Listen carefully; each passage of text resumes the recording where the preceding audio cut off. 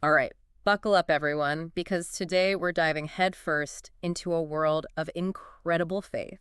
Unbelievable stories, Oh, I really. know, right? We're talking early Christian martyrs. That's right. And our guide for this journey, well, it's this fascinating historical calendar. It's jam-packed with tales of, well, immense courage and resilience. You know, the kind that just leaves you in awe. It's more than just names and dates, though. You got it. This deep dive is about, well, it's about grasping that power of belief. Absolutely. And what these stories tell us about, the very beginnings of the church, the foundation, really. You're spot on. These stories, gathered from every corner of the Roman Empire and even beyond, I mean, they show us the lengths people went to Yeah. for their faith. Yeah, We'll uncover why they faced such brutal persecution right. and how ultimately their sacrifices shaped the Christian world as we know it today. Okay, so let's jump right in, shall we? Our calendar starts with January. Oh, and it doesn't hold back. No, it doesn't. January 2nd, we meet this Roman priest, Saint Concordius. Picture this, right? The Roman Empire, it's at its peak. Everyone's expected to worship the emperor and the Roman gods, of course. But Concordius? Oh, he flat out refused, wouldn't do it. Talk about a bold move. It was incredibly dangerous, that kind of defiance.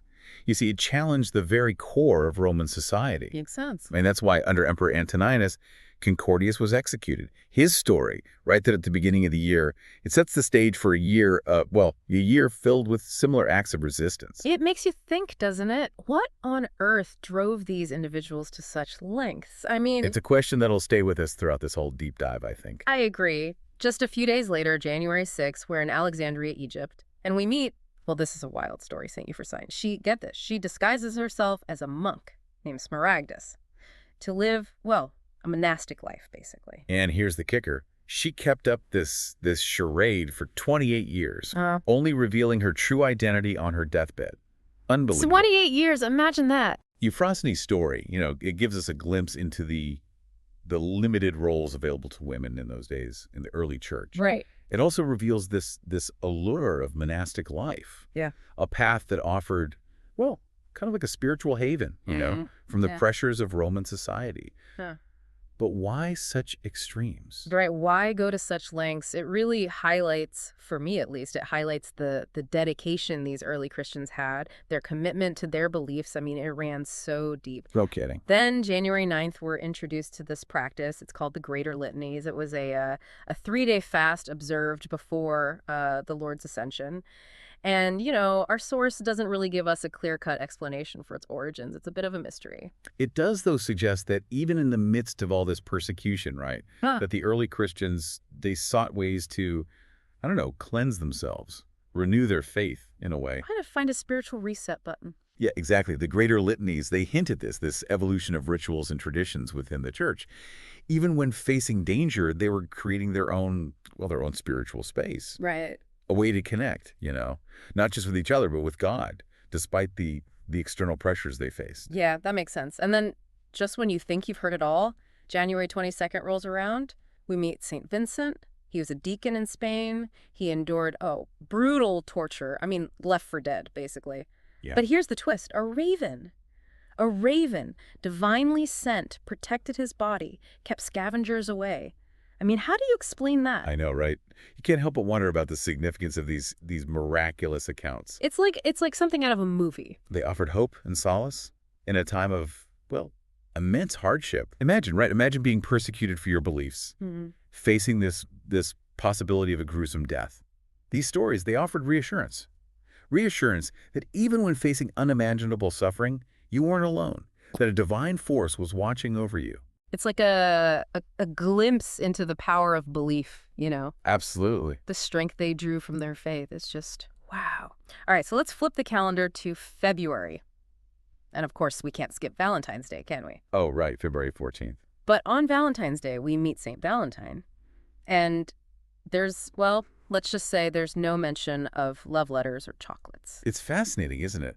How the modern Valentine's Day, how it's evolved so drastically from its origins. Absolutely. Our source simply states that St. Valentine was martyred under the reign of Claudius for his faith. Talk about a contrast. Yeah. It shows how cultural interpretations of these historical figures can transform over time. It's pretty wild. Yeah. But February has more in store for us. Oh, there's more. Oh, yeah. On the 22nd, we encounter this family, completely devoted to their faith. The twin brothers, Speusippus, Elasippus, and Melasippus, along with their fiancées, they were all martyred for refusing to, well, to abandon their beliefs. Wow, that's heavy stuff. Their faith, it transcended even the powerful bonds of family and, well, and romantic love, demonstrating how this Christian community, it was becoming a new kind of family, one bound by shared faith in the face of, well, a pretty hostile world. That's a powerful image. It makes you think about the choices they faced. I mean, to stand by your faith, it meant potentially losing everything, even those closest to you. Right. But February also, it offers this glimpse into the debates within the early church itself. We meet St. Athanasius, a bishop who chose to go into hiding. Rather than face certain death. Some considered it cowardly, but was it? That's the question, isn't it? What defines true courage? I mean, especially under such extreme pressure. Yeah. Is it facing death head on? All right. Or is there a different kind of bravery Maybe. in preserving yourself to continue the fight for your beliefs? It's a dilemma that, well, it still resonates today, don't you think? When do we stand our ground, and when do we choose, a strategic retreat to fight another day? It's a question with no easy answers, that's for sure. No, it's not. But we also get this fascinating perspective on the whole debate from St. Augustine, a pivotal figure in Christian theology, really. In a letter, he argued that sometimes survival, it was necessary to continue serving the church. It wasn't about cowardice. It was about strategy, about ensuring the faith could, it could live on. He had a point, didn't he? He understood the practicalities of sustaining a growing community, even in the midst of persecution. Right. He recognized that maintaining the church's structure, its ability to minister to believers, it required tough choices that challenged, those traditional notions of martyrdom. This wasn't just about dying for your faith. It was about living for it, even when that meant making tough calls. Exactly. It adds another layer of complexity to these stories, doesn't it? But let's not forget about the incredible impact these early Christians had. Oh, no, for sure. On February 27th, we meet Saints Julian and Basilissa, a wealthy couple who dedicated their lives and their fortune to establishing monasteries. Wow. Julian became a father figure to, get this, 10,000 monks, while Basilissa, she led countless women in their faith. Their story, it exemplifies the burgeoning monastic movement, which provided, well, kind of like a refuge from the Roman world, and a way to dedicate yourself fully to spiritual pursuits. Imagine that draw, a life dedicated solely to faith, away from the pressures and dangers of Roman society. It's pretty amazing. So now, as we turn the calendar page to March, we're met with a month that, well, it swings between these public spectacles of martyrdom and quieter, more subtle acts of defiance. Oh, interesting. On March 3rd, we have this dramatic story of Saints Felix and Regula in Zurich. They were beheaded, but legend has it, they picked up their own heads and walked up a hill before collapsing. Now that's a grand exit if I ever heard one. They knew how to make a statement, these early martyrs. But March, it's not all about these public displays. Okay. On the 7th, we meet Saint Perpetua, a young noblewoman from Carthage. And she provides, well, a rare glimpse into the inner world of an early Christian facing death. Oh, that's interesting. While imprisoned, Perpetua, she kept a diary, detailing her visions, her conversations with God. Yeah. These writings, they're incredibly valuable to historians because they offer this personal, deeply emotional perspective. Imagine the courage it took to chronicle your own impending death, especially under such brutal circumstances. It's almost hard to fathom. It reminds us that these weren't just names on a calendar. They were individuals with fears, doubts, yet their belief in something larger than themselves, it allowed them to face, unimaginable horrors. Yeah. Her account of, being attacked by a wild cow in the arena, almost as if she was detached from her own body, is particularly striking. It's hard to even imagine. A testament to the power of faith to transcend even the most horrific experiences. Perpetua's story, alongside the more public spectacles, it shows the range of ways early Christians faced their faith. It was a fight for their faith, waged both in grand arenas and in the quiet spaces of their own hearts. Absolutely. And as we go through March, you start to notice this recurring theme, this divine intervention, these miraculous events that, they defy explanation, really. On the 17th, we have the story of St. Patrick, the patron saint of Ireland, his life, as told through, the lens of faith, it was filled with these incredible feats. There's this one account where, completely dry, everyone thought it was dry, and then boom, it just miraculously springs forth with water at his command. It's these stories passed down through generations, that really capture the imagination. I mean, wouldn't you say? It speaks to the power these figures held in the minds of believers. They weren't just, holy men and women. Yeah. They were seen as conduits to the divine, capable of, performing these wondrous acts. Exactly. And remember, this was a time of, immense uncertainty, danger even for Christians. Tales of miracles like this, they offered hope, bolstered the spirits of the faithful. Yeah. It was a powerful reminder that, that God was on their side, even when facing persecution. Absolutely. It's almost like these stories gave them the strength to keep going, to keep believing, And then towards the end of March, on the 30th, we meet St. Lupicinus, an abbot who led a life of, austerity and devotion alongside his brother Romanus. Now, after their deaths, something strange happens. Lupicinus's tomb, it starts attracting all these visitors. Our source doesn't tell us why, though. It just leaves us with this lingering mystery. This lack of detail, it's something you'll find quite often in these early accounts. Yeah. It adds to the intrigue, doesn't it? It does. It makes you wonder, what drew people to his remains? Yeah. What stories were, circulating about Lupicinus? It's a reminder of the countless untold stories, the whispers of faith and devotion that shaped this era, really. It's like we're getting these glimpses into a much larger story, a story that continues to unfold even today. For sure. And speaking of stories, let's move on to April, shall we? It kicks off with a healthy dose of political intrigue. Okay. On the 2nd, we meet Pygmalius, a former Roman official who converted to Christianity. Get this, he was banished by the emperor, but then he boldly returns to Rome and directly challenges Julian, Julian was trying to revive paganism. He did what? This wasn't just about, religious belief. It was a direct challenge to the political authority of the emperor. Pygmalius' actions, they demonstrate the growing confidence of the Christian community.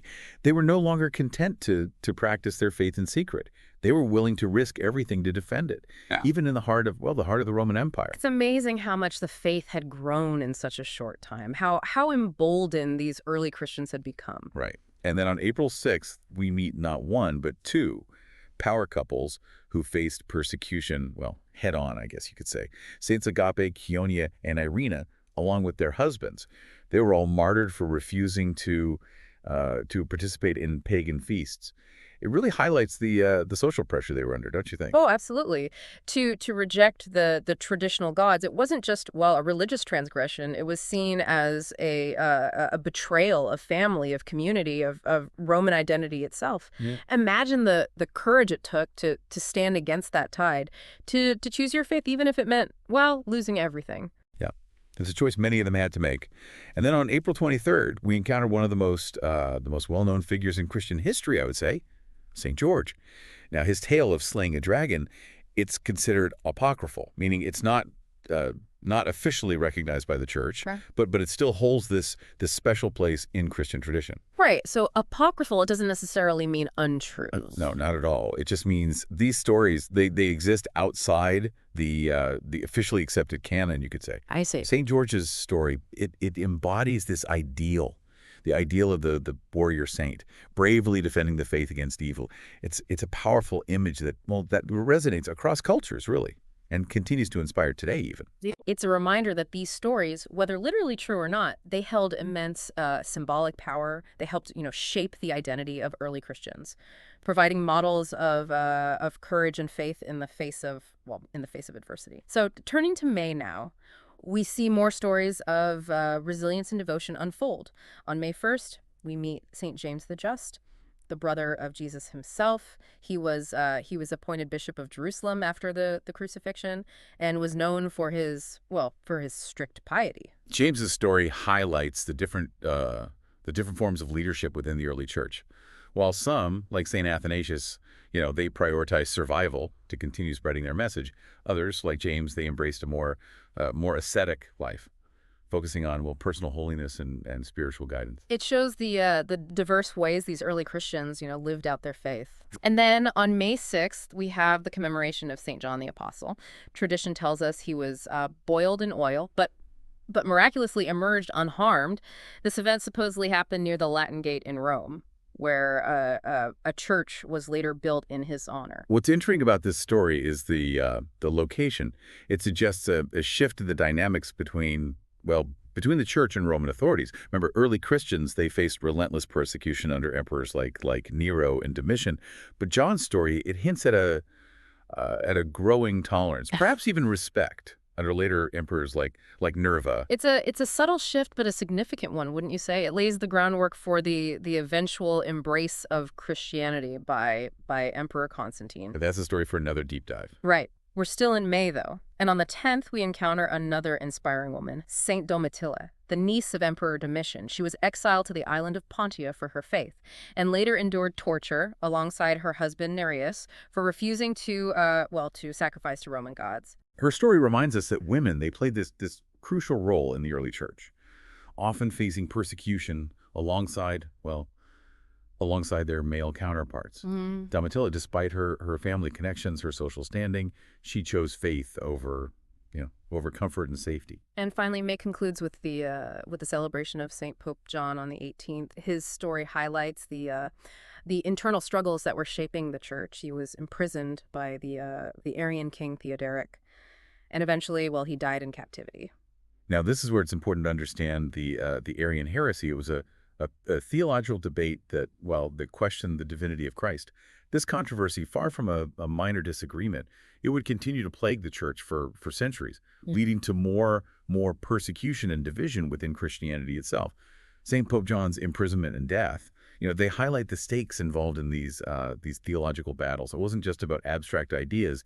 It had real-world consequences for those who held differing beliefs. It's a reminder that the early church, even as it faced external persecution, it was grappling with internal challenges, defining its own identity, So now, as we move into June, we're entering a period marked by one of the most brutal and systematic campaigns against Christians, the Diocletianic persecution. Oh, wow. On June 2nd, we encounter the harrowing account of St. Marcellinus, a bishop in Rome. Almost his entire flock was martyred alongside him. Some were beheaded, others burned alive, and some even drowned at sea. The scale of suffering is almost unimaginable, yet their faith, it seems to have remained unshaken. It's incredible. Yeah. But amidst this darkness, there are also, these glimmers of compassion, resistance. Oh, that's good. Yes. Like take the story of Saints Vitalis and Ursicinus on June 16th, for example.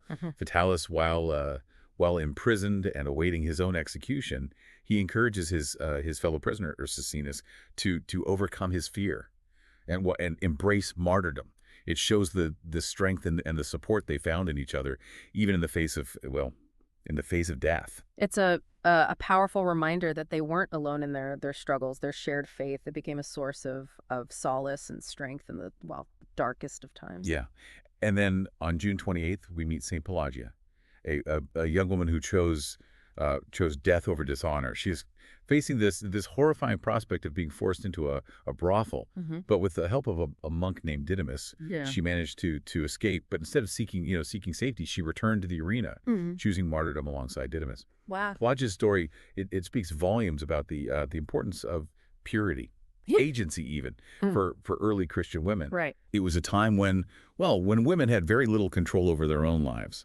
Yet Pelagia's defiance, both in escaping and then willingly choosing death, it shows her unwavering commitment to her faith and her own moral code. It's an act of incredible courage, defying the expectations of Roman society and choosing her own path. So now, as we turn the calendar to July, we're reminded of the ongoing internal debates that were shaping the early church. Okay. On July 2nd, we have the feast day of St. Julius, a bishop who advocated for a strict hierarchy within the church, emphasizing a clear progression through the ranks of the clergy. This emphasis on structure and order, it reflects the church's growing influence, right? Yeah. As it spread and gained more followers, there was a need for a more formalized system of leadership. Exactly. Yeah. And on July 21st, we have the story of Saint Praxedes, who reportedly used her home as a refuge for persecuted Christians. Right. She even went so far as to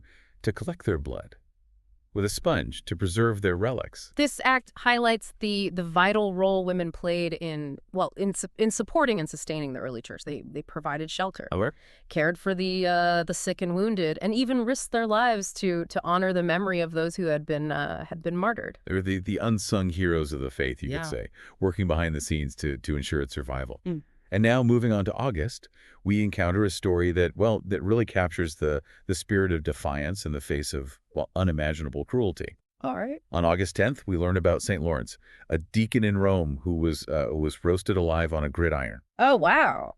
What's astonishing is that as he was being tortured, he supposedly he quipped to his tormentors, "Turn me over, I'm done on this side." It's hard to imagine finding humor in such a situation, but Lawrence's, his dark wit in the face of such horrific suffering, it reveals an incredible strength of spirit. It speaks to the unwavering belief that sustained these early martyrs, allowing them to find strength and even humor in the most dire circumstances. Absolutely. And then on August 19th, we have the story of St. Magnus, a bishop who was thrown into a river with a stone tied around his neck. Instead of drowning, he was miraculously carried ashore by a wave. His body later discovered adorned with flowers. It's these stories, perhaps embellished over time, that reinforce the idea that God was actively protecting and even glorifying these individuals, Yeah. even in death. It's a testament to the power of faith to transform even the most tragic events into stories of hope and divine intervention. And August concludes with a stark reminder of the human cost of persecution. On the 29th, we have the story of the Quatuor Coronati, 4 Roman soldiers who refused to create a statue of the god Aesculapius for Emperor Diocletian. They were then encased in lead coffins and beaten to death. Their gruesome death, it underscores the unwavering commitment these early Christians had to their beliefs. Yeah. Even when faced with impossible choices, they chose to remain true to their conscience, no matter the cost. It's a testament to the strength of their convictions, Yeah. a stark reminder of the sacrifices they made for their faith. So as we head into September now, we encounter, I'd say a pivotal moment in Christian history. On the 14th, we have the Feast of the Exaltation of the Holy Cross. This commemorates the discovery of the true cross by St. Helena, the mother of Emperor Constantine. Wow. Think about that. The very instrument of Christ's crucifixion unearthed centuries later. I mean, it's no wonder this became such a potent symbol for Christians. Absolutely. It signified the triumph of faith over persecution. Yeah. And it foreshadows this dramatic shift in the Roman Empire's attitude towards Christianity that's about to unfold. Right. Then on September 29th, we meet Saints Cosmas and Damian, twin brothers known for their healing abilities. Yeah. What's remarkable is that they refused payment for their services. They believe healing should be, a gift, freely given. It's a beautiful testament to the ideals of charity and selflessness that were at the heart of early Christian teachings. Their story shows how compassion can bridge divides, offering healing and hope to anyone in need. They weren't concerned with social standing or religious differences. Their actions, they embodied the true spirit of Christian love. Now let's turn the page to October. On the 9th, we meet St. Dionysius the Areopagite, a judge who converted to Christianity after hearing the Apostle Paul preach. His story is, it's so powerful because it shows how the message of Christianity, it could resonate with anyone, really, even those in positions of power within Roman society. It wasn't just the marginalized or the oppressed who are, drawn to this new faith. It had the power to transform even those at the heart of the establishment. Yeah, that's a good point. And on October 28th, we have the story of St. Simon and Jude, 2 apostles who traveled extensively, spreading the Christian message far and wide. Their journeys, they reflect the growing reach of the faith, expanding beyond the the borders of the Roman Empire to encompass new cultures and peoples. It speaks to the universal aspirations of early Christianity, wouldn't you say? These weren't just, local communities. They were part of a movement that sought to change the world. Yeah, I think so. And now as we enter November, we're reminded of the importance of of remembering those who came before us. On November 2nd, we commemorate All Souls Day, a day dedicated to praying for the faithful departed. Right. This practice it highlights the enduring belief in life after death. That was central to early Christian teachings. It also emphasizes the importance of community, of supporting one another, even beyond the boundaries of this earthly life. Then on November 12th, we have the story of Saint Martin of Tours, a bishop known for his humility and charity. He was betrayed by his own clergy, those who sought to undermine his authority. It's a reminder that the early church wasn't, immune to internal conflict and power struggles.